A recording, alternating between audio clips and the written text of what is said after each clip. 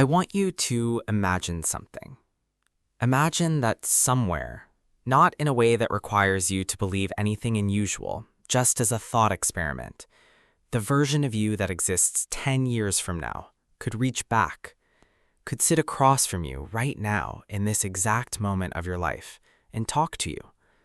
Not to warn you about specific events, not to give you winning numbers or tell you which choices to avoid, but to tell you the things that took years to understand, the things that seem obvious in hindsight and invisible in the present, the things that cost the most, not in money, not in time, but in something harder to name than either of those.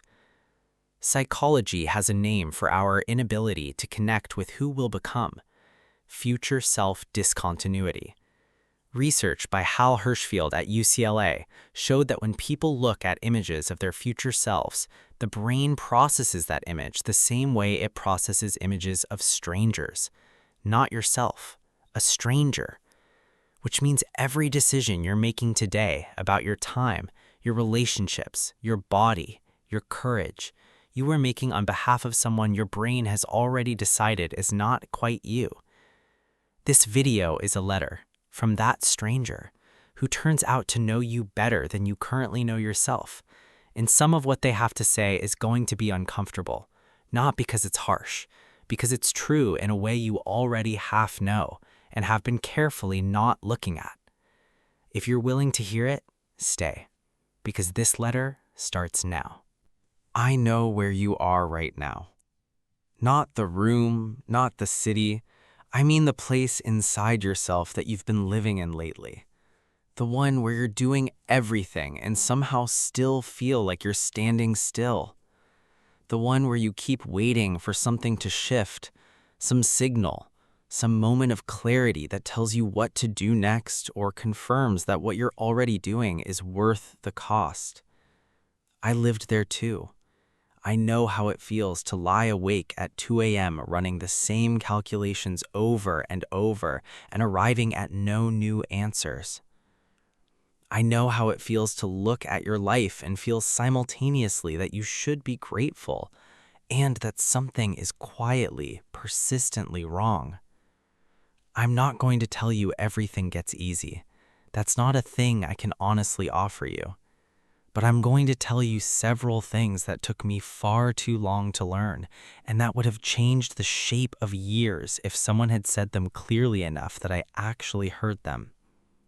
So listen carefully, because I know exactly which parts of this you'll want to dismiss, and I'm asking you not to.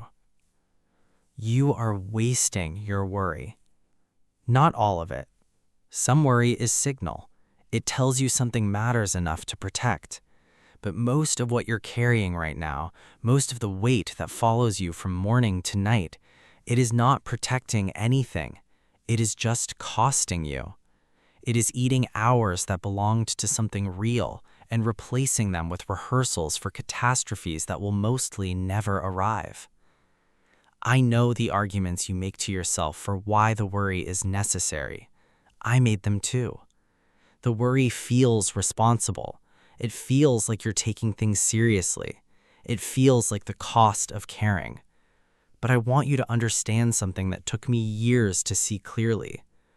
Worry is not care. Worry is care with nowhere to go. It is the energy of love turned inward and compressed until it becomes anxiety. And you are very good at it, which means you need to be especially careful about how much of your life you let it consume. You are also wasting your comparisons. Right now, you are measuring your progress against people whose path has nothing to do with yours. People whose timelines are different, whose advantages are different, whose wounds are different, and whose destination, if you knew it fully, you would not actually want. You are losing a race you were never meant to be in, and the losing is making you slow down on the actual path, the one that belongs only to you and that nobody else can validate because nobody else can see it. Stop measuring. I know how hollow that sounds. I know it doesn't solve the feeling, but the feeling is lying to you, And I'm asking you to trust me over the feeling just this once, because I know how this particular lie ends. And here is the one that will sting the most, so I'm going to say it simply. You are wasting the people who love you by giving them the leftover version of yourself. The tired one, the distracted one, the one that arrives after everything else has already taken its share. The people who matter most to you are getting the remainder, and you know it.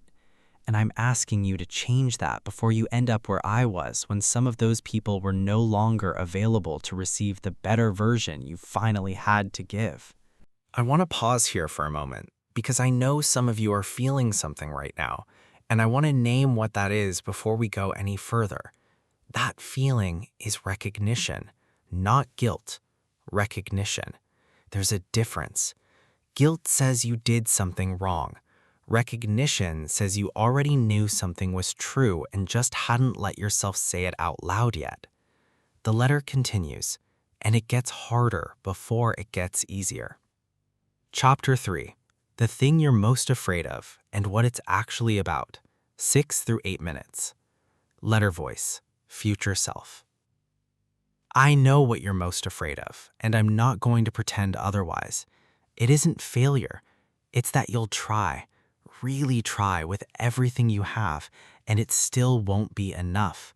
That the thing you want most will remain just out of reach, not because you were unlucky or because circumstances conspired against you, but because you genuinely weren't capable of it, that the limit was you. That fear is why you haven't started, or why you started and stopped, or why you keep yourself busy with everything adjacent to the thing, but never quite at it. Because if you never fully attempt it, you never get the answer you're most afraid of. The ambiguity protects you from the verdict. I understand this more than I can tell you. I lived inside it for longer than I should have, and I need you to hear what I learned, not as encouragement, but as information. The fear was lying to you, not about everything. You were not without limits, nobody is, but the limit was never where the fear said it was. The fear placed the ceiling far below your actual reach because its job is to protect you from disappointment, and it overcorrects. It always overcorrects. The things you are capable of, the specific, strange, unrepeatable things that belong only to you, they are larger than the fear will ever admit. And the only way to know that is to make the fear wrong by moving anyway. Not bravely, not confidently, just moving, in the presence of the fear, alongside it, without waiting for it to leave first, because I can tell you from the other side, it doesn't leave before you start. It leaves because you started. There is something you've been postponing. You know what it is. I'm not going to name it because you've already named it to yourself in the quiet. I'm just asking you to stop pretending it can wait indefinitely. It can't. And some part of you already knows that. Let me tell you what didn't matter as much as you think it does right now. The opinion of people you were trying to impress. Most of them weren't thinking about you as often as you believed, and the ones who were, their opinions shifted so many times over the years that its weight in the moment turned out to be a very poor investment of your anxiety. The pace at which things happened, you were not behind. I know it felt that way. I know the comparison machine ran constantly and consistently concluded you were late. You were not late. You were on a timeline that made no sense to you from the inside and perfect sense from the outside. Give it time. I mean that literally. The version of success you borrowed from other people's definitions of it. The title, the number in an account, the milestone that was supposed to mean you'd arrived. You arrive and you feel it for about 72 hours, and then the horizon moves and you start walking again. This is not a failure of ambition. It's just how it works. The joy was never at the destination. You know this already. You just keep forgetting it. And here is the thing that will sound the smallest and land the heaviest. The ordinary days were not ordinary. The Tuesday evenings, the routine mornings, the unremarkable weeks that felt like nothing was happening, They were the texture of your life. They were most of it. And you moved through them quickly, waiting for the important moments, not realizing that you were already inside them. I don't say this to make you sad. I say it so that when you walk out of today, you slow down slightly and let the Tuesday be something. Because from here, the Tuesdays are what I miss. There is one decision that changed everything for me, and I believe it's available to you right now. It wasn't a dramatic moment. There was no single morning I woke up transformed. There was just a day, ordinary in every external way, when I stopped negotiating with myself about who I was going to become and simply started being that person in the smallest available way. Not perfectly and not completely, just slightly more honestly than the day before. The decision was this: to stop treating my actual life as a waiting room for my real life, to stop behaving as though the real version of my existence was somewhere ahead of me, waiting to be unlocked by the right circumstances, the right readiness, the right amount of time having passed. This is my life, right now, the one that is actually happening, and I could either show up for it fully or spend it preparing to show up, which is its own very convincing form of absence. You have been preparing to show up. I recognize it because I know every version of how it looks. The research that never converts to action, the plans that are complete in theory and unbegun in practice, the relationships maintained at careful distance until further notice, the creative work that lives in your head because the head is safer than the page. Show up now. Not when you're ready. You know by now that ready is a feeling that visits after the start, not before it. Not when things are less complicated. They will always be complicated. Not when you have more certainty. Certainty is given to the past, not the present.